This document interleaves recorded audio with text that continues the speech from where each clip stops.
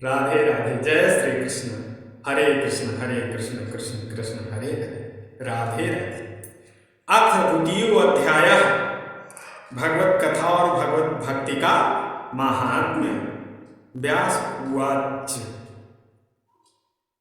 व्यास उवाच इति संप्रश्न संहृष्टो विप्राणां रोमहर्षिणः प्रतिपूज्य वचस्तेषां प्रवक्तुमुपचक्रमे। सूत उवाच इयं प्रवचन्तमनुपेतमपेतकृत्यं दौपायनो विरहकातरयाजुहाव पुत्रेति तन्मयतया तरो अभिनेदुवस्तं सर्वभूतहृदयं मुनिमानतोऽस्मि। जय श्री कृष्ण। राधे राधे। श्री व्यास जी कहते हैं, सौनक आदि ब्रह्मवादी ऋषियों के ये प्रश्न सुनकर रोमहर्षण के पुत्र उग्रश्रवा को बड़ा ही आनंद हुआ। उन्होंने ऋषियों के इस मंगलमय प्रश्न का अभिनंदन करके कहना आरंभ किया। सूत जी ने कहा, जिस समय श्री सुखदेव जी का यज्ञोपवीत संस्कार भी नहीं हुआ था, सुतराम लौकिक वैदिक कर्मों के अनुष्ठान का अवसर भी नहीं आया था, उन्हें अकेले ही संन्यास लेने के उद्देश्य से जाते देखकर उनके पिता व्यास जी विरह से कातर होकर पुकारने लगे, बेटा बेटा। उस समय तन्मय होने के कारण श्री सुखदेव जी की ओर से वृक्षों ने उत्तर दिया, ऐसे सबके हृदय में विराजमान श्री सुखदेव मुनि को मैं नमस्कार करता हूँ। यह श्रीमद् भागवत अत्यंत गोपनीय रहस्यात्मक पुराण है। यह भगवत स्वरूप का अनुभव कराने वाला और समस्त वेदों का सार है। संसार में फंसे हुए जो लोग इस घोर अज्ञान अंधकार से पार जाना चाहते हैं, उनके लिए आध्यात्मिक तत्वों को प्रकाशित कराने वाला यह एक अद्वितीय दीपक है। वास्तव में उन्हीं पर करुणा करके बड़े बड़े मुनियों के आचार्य श्री सुखदेव जी ने इसका वर्णन किया है। मैं उनकी शरण ग्रहण करता हूँ। मनुष्यों में सर्वश्रेष्ठ भगवान के अवतार नर नारायण ऋषियों को, सरस्वती देवी को और श्री व्यास देव जी को नमस्कार करके तब संसार और अंतःकरण के समस्त विकारों पर विजय प्राप्त कराने वाले इस श्रीमद् भागवत महापुराण का पाठ करना चाहिए। ऋषियों, आपने संपूर्ण विश्व के कल्याण के लिए यह बहुत सुंदर प्रश्न किया है, क्योंकि यह प्रश्न श्री कृष्ण के संबंध में है और इससे भली भांति आत्मशुद्धि हो जाती है। मनुष्यों के लिए सर्वश्रेष्ठ धर्म वही है जिससे भगवान श्री कृष्ण में भक्ति हो। भक्ति भी ऐसी जिसमें किसी प्रकार की कामना न हो और जो नित्य निरंतर बनी रहे। ऐसी भक्ति से हृदय आनंद स्वरूप परमात्मा की उपलब्धि करके कृतकृत्य हो जाता है। भगवान श्री कृष्ण में भक्ति होते ही अनन्य प्रेम में उनमें चित्त जोड़ते ही निष्काम ज्ञान और वैराग्य का आविर्भाव हो जाता है। धर्म का ठीक ठीक अनुष्ठान करने पर भी यदि मनुष्य के हृदय में भगवान की लीला कथाओं के प्रति अनुराग का उदय न हो तो वह निराश्रम ही श्रम है। धर्म का फल है मोक्ष, उसकी सार्थकता अर्थ प्राप्ति में नहीं है।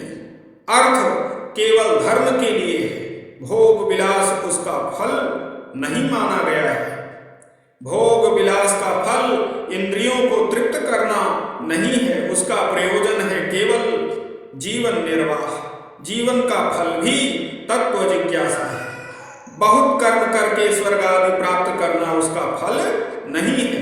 तत्ववेत्ता लोग ज्ञाता और ज्ञेय के भेद से रहित अखंड अद्वितीय सच्चिदानंद स्वरूप ज्ञान को ही तत्व कहते हैं। उसी को कोई ब्रह्म, कोई परमात्मा और कोई भगवान के नाम से पुकारते हैं। जय श्री कृष्ण। श्रद्धालु मुनिजन भागवत श्रवण से प्राप्त ज्ञान वैराग्य युक्त भक्ति से अपने हृदय में उस परम तत्व स्वरूप परमात्मा का अनुभव करते हैं। सौनक आदि ऋषियों यही कारण है कि अपने अपने वर्ण तथा आश्रम के अनुसार मनुष्य जो धर्म का अनुष्ठान करते हैं उसकी पूर्ण सिद्धि इसी में है कि भगवान प्रसन्न हों। इसलिए एकाग्र मन से भगवत वत्सल भगवान का ही नित्य निरंतर श्रवण कीर्तन ध्यान और आराधन करना चाहिए। कर्मों की गांठ बड़ी कड़ी है। विचारवान पुरुष भगवान के चिंतन की तलवार से उस गांठ को काट डालते हैं। तब भला ऐसा कौन मनुष्य होगा जो भगवान की लीला कथाओं में प्रेम न करे। सौनक आदि ऋषियों पवित्र तीर्थों का सेवन करने से महत् सेवा तदंतर श्रवण की इच्छा फिर श्रद्धा तत्पश्चात भगवत कथा में रुचि होती है। भगवान श्री कृष्ण के यश का श्रवण और कीर्तन दोनों पवित्र करने वाले हैं। वे अपनी कथा सुनने वाले के हृदय में आकर स्थित हो जाते हैं और उनकी अशुभ वासनाओं को नष्ट कर देते हैं, क्योंकि संतों के नित्य सुहृद हैं। जब श्रीमद् भागवत अथवा भगवत भक्तों के निरंतर सेवन से अशुभ वासनाएं नष्ट हो जाती हैं, तब पवित्र कीर्ति भगवान श्री कृष्ण प्रति अस्थायी प्रेम की प्राप्ति होती है। तब रजोगुण और तमोगुण के भाव काम और लोभादि शांत हो जाते हैं और चित्त इनसे रहित होकर सत्व गुण में स्थित एवं निर्मल हो जाता है। इस प्रकार भगवान की प्रेममयी भक्ति से जब संसार की समस्त आसक्तियां मिट जाती हैं, हृदय आनंद से भर जाता है, तब भगवान के तत्व का अनुभव अपने आप हो जाता है। हृदय में आत्मस्वरूप भगवान का साक्षात्कार होते ही हृदय की ग्रंथि, जो हृदय की ग्रंथि है, टूट जाती है, सारे संदेह मिट जाते हैं और कर्म बंधन क्षीण हो जाता है। इससे बुद्धिमान लोग नित्य निरंतर बड़े आनंद से भगवान श्री कृष्ण के प्रति प्रेम भक्ति करते हैं, जिससे आत्म प्रसाद की प्राप्ति होती है।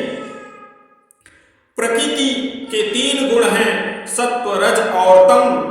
इनको स्वीकार करके इस संसार की स्थिति उत्पत्ति और प्रलय के लिए एक अद्वितीय परमात्मा ही विष्णु ब्रह्मा और रुद्र के 3 नाम ग्रहण करते हैं। फिर भी मनुष्यों का परम कल्याण तो सत्व गुण स्वीकार करने वाले श्री हरि से ही होता है। जैसे पृथ्वी के विकार लकड़ी की अपेक्षा धुआं श्रेष्ठ है और उससे भी श्रेष्ठ है अग्नि, क्योंकि वेदोक्त यज्ञ यज्ञादि के द्वारा अग्नि सदगति देने वाला है, वैसे ही तमोगुण से रजोगुण श्रेष्ठ है और रजोगुण से भी सत्वगुण श्रेष्ठ है, क्योंकि वह भगवान का दर्शन कराने वाला है। प्राचीन युग में महात्मा लोग अपने कल्याण के लिए विशुद्ध सत्वों में भगवान विष्णु की ही आराधना किया करते थे।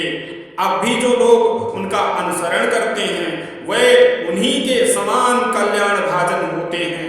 जो लोग इस संसार सागर से पार जाना चाहते हैं वे यद्यपि किसी की निंदा तो नहीं करते, ना किसी में दोष ही देखते हैं, फिर भी घोर रूप वाले तमोगुणी रजोगुणी भैरव आदि भूत पत्नियों की उपासना न करके सत्वगुणी विष्णु भगवान और उनके अंश कला स्वरूपों का ही भजन करते हैं। परंतु जिसका स्वभाव रजोगुणी अथवा तमोगुणी है वह धन ऐश्वर्य और संतान की कामना से भूत पितर और प्रजापतियों की उपासना करते हैं, क्योंकि इन लोगों का स्वभाव उन भूतादि से मिलता जुलता होता है।